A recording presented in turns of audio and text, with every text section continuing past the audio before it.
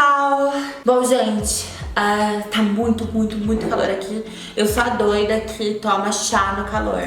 Quem identifica também? Eu até pensei em deixar ele gelado, mas sabe quando a preguiça vence às vezes? É meu caso nesse momento. Gente, esse chá, ele é tão floral que toda vez que eu bebo ele, eu me sinto em uma piscina de rosas inglesas, sabe? Bom, gente, como o título, na verdade, desse vídeo é meio autoexplicativo, nesse vídeo de hoje eu vim fazer o tão prometido vídeo sobre espiritualidade. Eu tô devendo esse vídeo pra vocês já faz um bom tempo. Eu tô devendo esse vídeo pra vocês já fazem anos, né, na verdade. Antes de começar esse vídeo, gente, olha o que chegou pra mim hoje. Chegaram as... Não é publi, na verdade, é nada, mas chegaram as velas da Oculta. Eu não sei se fala assim, Okvilta. E ela fez umas velas de edição limitada. E essa daqui é da Carmila. Gente, super, pra quem gosta de romances, leiam a história de Carmila. Eu sou fascinada pela história dela. Olha que linda, não sei se vai focar. E essa daqui, eu não lembro as notas especificamente, mas sabe, eu vou dizer isso da melhor maneira possível, mas sabe vó chique? Todo mundo tem uma tia vó chique, sabe? Eu me sinto num conto de romance dos anos 40, 50. Toda vez que eu cheiro essa vela, muito gostoso. Vou até acender ela aqui pra vocês, só pra gente colocar uma intenção de amor, de carinho, porque talvez esse vídeo seja um pouco polêmico pra algumas pessoas. Então vou colocar uma intençãozinha aqui pra acender essa vela. Linda. Nossa, eu tenho uma outra ali que depois eu mostro pra vocês.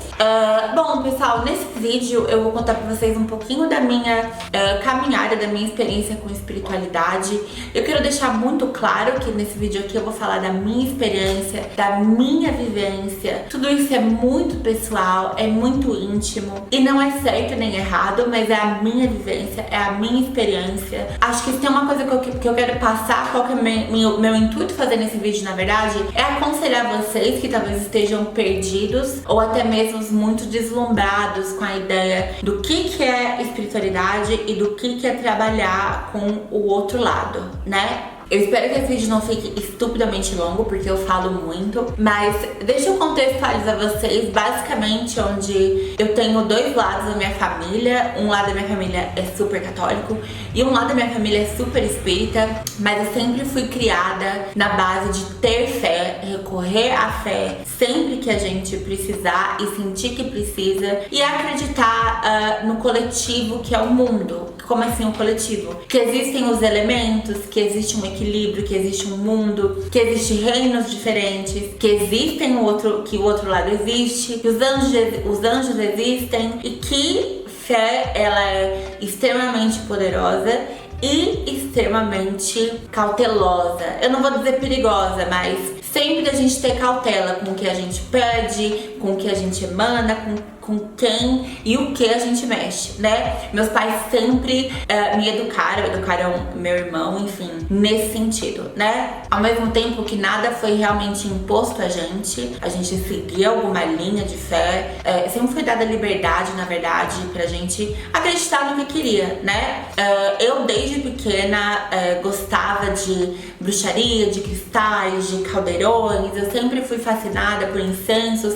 Eu tinha muita alergia quando eu era mais nova, então a minha mãe ficava cheia de receio porque eu acendia um incenso, eu mexia num óleo essencial quando eu tinha, sei lá, 5, 6 anos, e eu ficava super alérgica. Então essa foi a pior parte quando eu era mais nova, porque eu não conseguia fazer muito bem essas coisas, né? Mas a vida acabou acontecendo, eu passei por muitas coisas durante o meu crescimento, e a minha fé, na verdade, foi algo que ficou na gaveta por muitos anos, até eu chegar nos meus 14, 15 anos, foi quando eu conheci a Umbanda. Eu fiquei na Umbanda por muitos anos e eu passei por 3 centros diferentes. Um desses centros, que foi o primeiro que eu estive, eu fui médium de incorporação, eu cheguei a atender assistência, mas eventualmente a casa acabou acabou dando muita fofoca, muita confusão, muito ego. Acho que eu já ouvi várias histórias assim parecidas na Umbanda, infelizmente. E acabou que encerrou minha jornada nessa casa. Eu passei por mais duas e fiquei um tempo nessa última casa, onde lá naquela casa foram ditas muitas coisas pra mim. E quando eu entrei nessa terceira casa de Umbanda, na verdade, eu já tava começando meus estudos sobre bruxaria, assim, mais a fundo, né? Onde eu pegava um livro, eu li, eu tinha vontade. E eu só comecei a estudar bruxaria, na verdade, porque houve um ano da minha vida onde eu tava numa fase profissional muito complicada, eu não tinha contrato com nenhuma plataforma, eu não fechava nenhum trabalho. E foi quando eu resolvi começar a atender as pessoas com tarô, né? Tarô sempre teve na minha vida, justamente por ter essa parte da família espírita, então eu já sabia o que era tarô, já sabia mais ou menos como funcionava. E eu sempre fui muito intuitiva, então acabou que isso funcionou por um bom tempo. Eu tive uma ótima clientela, inclusive se você tá vendo isso, você já foi meu cliente, muito obrigada. O tarô foi o que me sustentou profissionalmente por um tempo, me deu uma base pra eu continuar persistindo em stream. O problema é que chegou um ponto na minha carreira como taróloga onde eu não tinha espaço pra mais nada, eu só fazia consulta, e foi aí que isso começou a tomar conta do streaming, que era o que eu queria realmente fazer, e eu acabei parando de fazer as consultas. Mas voltando, vocês estão vendo, eu falo demais. Voltando só pra contextualizar vocês, eu já tava bem envolvida com o tarô, então uma coisa levou a outra. Onde eu tava no tarô, resolvi começar a estudar sobre bruxaria, e aí junto com isso eu tava me formando já num curso de terapia holística pela Uniet, e nesse montaréu e todas essas coisas que estavam acontecendo na minha vida espiritual, eu tava começando a conhecer essa terceira casa de Umbanda, a última que eu passei, onde lá, nas primeiras gírias que eu entrei, que eu acabei rodando e foi ótimo, eu fui tratada com muito carinho em todas as casas que eu passei, eu sempre não tenho nada a reclamar. A Umbanda, eu acho que é uma das religiões mais acolhedoras que existem aí. Religiões de matrizes africanas, eles têm esse acolhimento, né? Onde essa última casa que eu fui, várias perguntas minhas foram respondidas, inclusive que eu sentia que eu não sentia mais que eu deveria estar ali, e as minhas perguntas foram basicamente respondidas. E foi quando eu fiquei mais um tempo, eu fechei esse ciclo naquela casa e comecei as minhas práticas solitária. E eu comecei essas práticas estudando muito, lendo muito livro, meditando muito, e acho que além disso, me entendendo como pessoa, como mulher, quem eu era e o que eu queria da minha vida. E a gente vai chegar no ponto que eu quero chegar nesse vídeo, né? Eu acho que muitos de vocês que me acompanham há pouco tempo, recentemente, é até bonitinho e até engraçado o certo deslumbre que talvez vocês tenham pela ideia de que eu sou devota de Perséfone, que eu trabalho com uma deusa. Ainda mais eu acho que Perséfone é uma deusa onde na cultura pop, no mainstream, ela tem essa coisa toda, e acho que deidades e deuses do panteão grego no geral, eles têm um grande impacto na cultura pop de multimídia. Eu acho que isso às vezes causa esse certo deslumbramento e até vontade das pessoas falarem: ah não, mas eu sou filho de Afrodite, Perséfone, Atena, Diana. E nesse vídeo de hoje eu não vou dizer que eu quero desmistificar tudo isso de forma alguma. Eu sou da filosofia de vida que se você acredita em algo, isso te faz bem, te traz amor, alegria, então é isso, né? Mas eu quero contar pra vocês um pouquinho da minha perspectiva e como que foi até chegar aqui nesse momento onde eu falei com realmente convicção e franqueza sobre a deusa e as deidades que eu trabalho, que eu estou perto, que eu tenho proximidade, né? Eu já vou começar esse vídeo já repetindo que, de novo, é uma perspectiva, uma vivência minha. Eu não quero de qualquer maneira ofender e nem atacar ninguém. Tenho sempre a certeza absoluta que tudo que eu falo vem de um lugar de amor e de carinho da minha vivência pessoal, que não foi fácil. Bom, gente, eu vou começar dizendo que a maneira onde eu trato e eu respeito a deusa Perséfone, por exemplo, e várias outras deidades e entidades, eu não trato como mãe ou pai. Eu tenho uma aproximação um pouco mais intimista, vamos dizer assim, e de reconhecer que aquela deusa ou aquele deus é um ser muito, muito, muito distante da minha compreensão humana, e que enquanto é realmente algo dócil e algo de acolhimento, a gente chamar esses seres de pai e mãe, na minha perspectiva, em várias coisas que eu aprendi até agora, é a maneira onde eu me sinto mais confortável, e isso não diminui de maneira alguma o carinho e o amor que eu recebo da deusa, da minha deusa ou das deidades. Não diminui de maneira nenhuma, é apenas a perspectiva que eu vejo.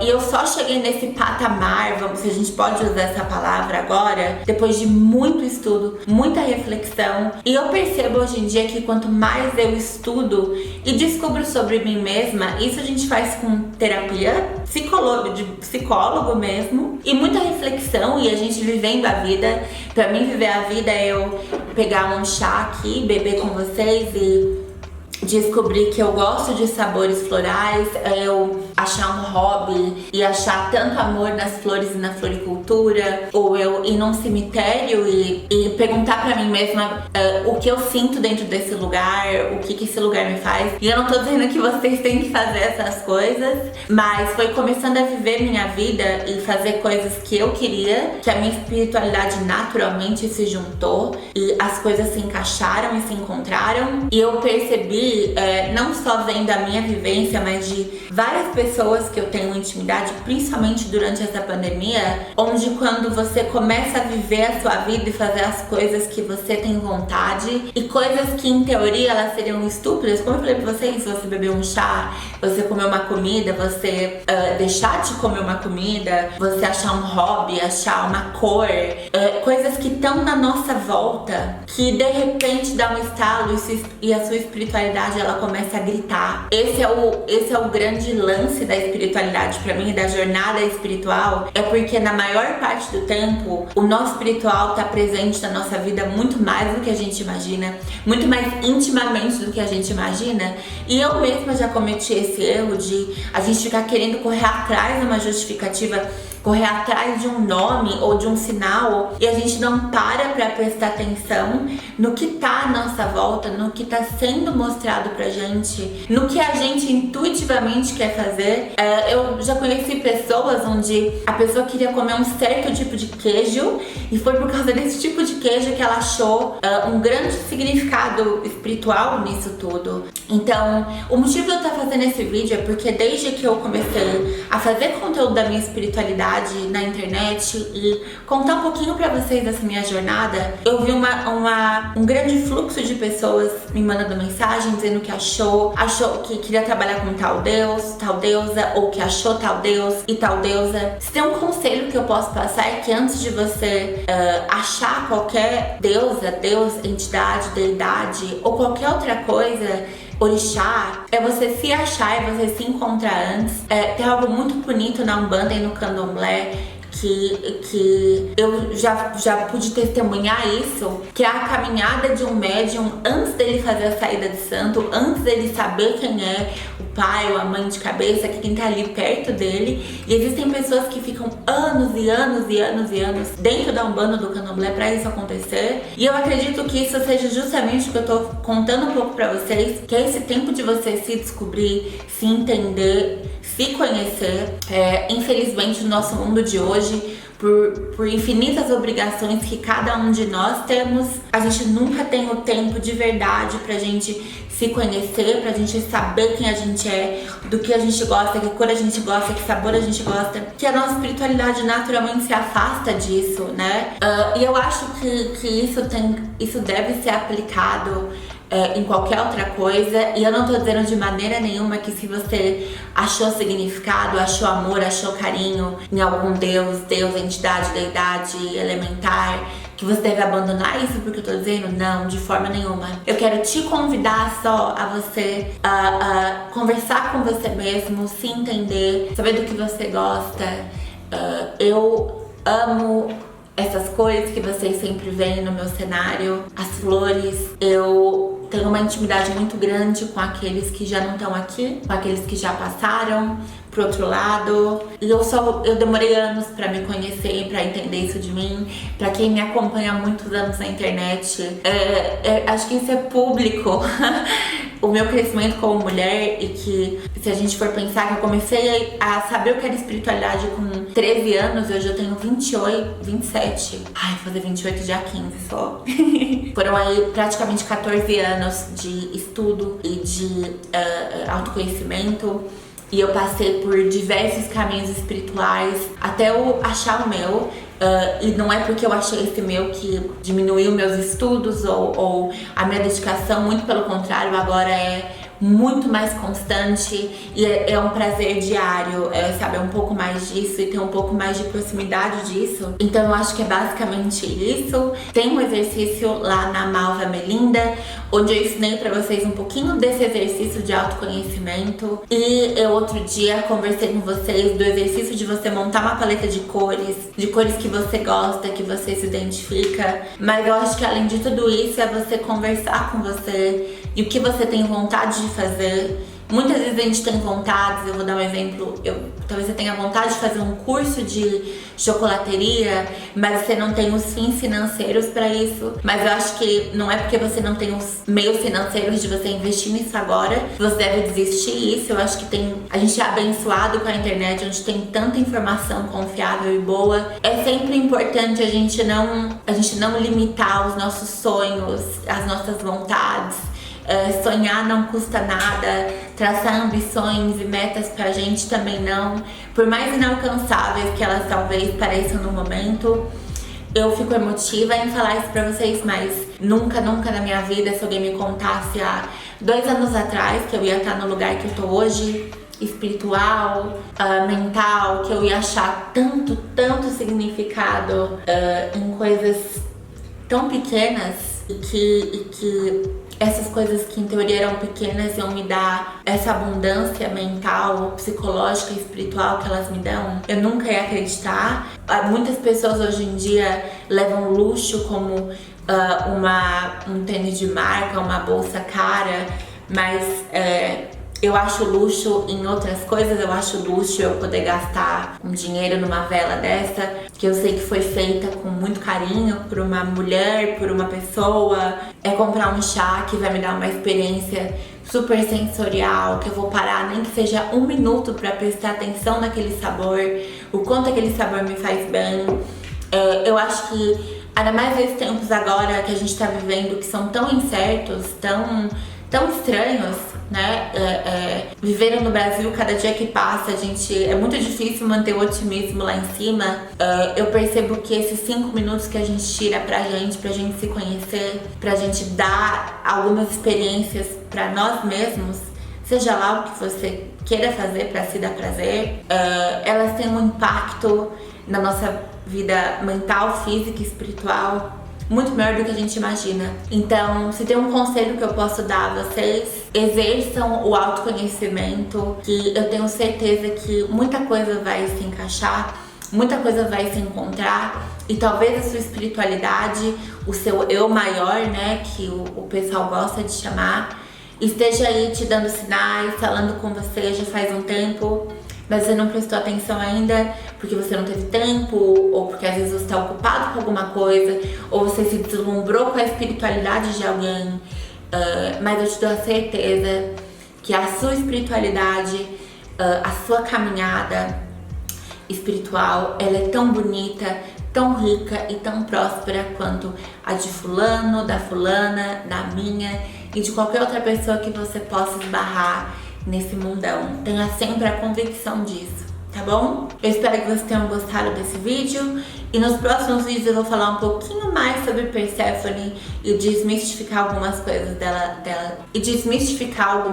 dela que talvez sejam ditas por aí, e depois eu vou contar um pouquinho mais da minha relação espiritual, da vibração que eu gosto de trabalhar e dos elementos que eu gosto de incluir na minha espiritualidade. Mas aqui nesse canal eu não vou manter as coisas tão profundas, porque agora eu tenho a Malva Melinda, que é o meu portal espiritual, então as coisas com mais detalhes, mais profundidade, vão ser todas postadas lá, então não esquece de seguir, se você estiver interessado em toda essa vibe, óbvio. Então, muito obrigada quem acompanhou aqui a Chill. Espero que esse vídeo tenha lhe ajudado ou servido para alguma coisa. E fiquem em paz. Mua.